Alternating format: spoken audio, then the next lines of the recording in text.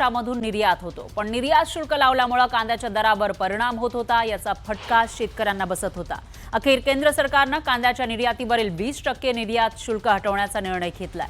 याचा राज्यासह देशातील कांदा उत्पादक शेतकऱ्यांना फायदा होणार आहे। तर केंद्र सरकारच्या या निर्णयाचं मुख्यमंत्र्यांसह कांदा उत्पादक शेतकऱ्यांनी स्वागत केलंय। माननीय देशाचे पंतप्रधान नरेंद्र मोदीजी आणि या समितीचे अध्यक्ष अमितभाई शहा यांचे मी मनापासून आभार मानतो आणि यापुढेही कांदा उत्पादक शेतकऱ्याला ज्या ज्या प्रकारे मदत करता येईल ती मदत राज्य सरकार करतच राहील।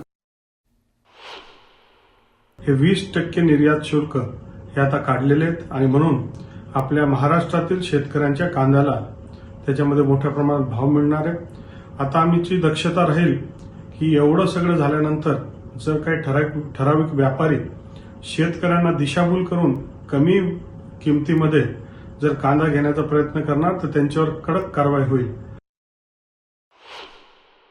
शासनाने जो निर्यात शुल्कावरती 20% जी आकारणी होत होती ती रद्द केल्यामुळे कांदा उत्पादक शेतकऱ्यांना 2 पैसा हातात जास्त मिळेल।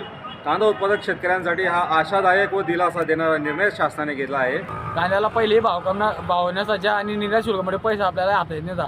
आता सरकारने निर्यात शुल्क हा बंद केला आहे। 1 एप्रिलपासून निर्यात शुल्क बंद आहे, म्हणून आपला असं वाटतं मला आता जो हंगाम आहे यामध्ये मला काहीतरी पैसा नाही बी भाव राहिला तरी काहीतरी पैसा हातात येईल भाऊ। निर्यात शुल्क बंद झाल्यामुळे आज आमच्या शेतकऱ्यांचा एक फायदा होतोय आणि तो फायदा दरवर्षी व्हायला पाहिजे, आमची अशी इच्छा आहे। यानंतर बुलेटिनमध्ये तरही महत्त्वाच्या बातम्या आपण बघणार आहोत। त्याआधी थांबूयात एका छोट्याशा ब्रेकसाठी।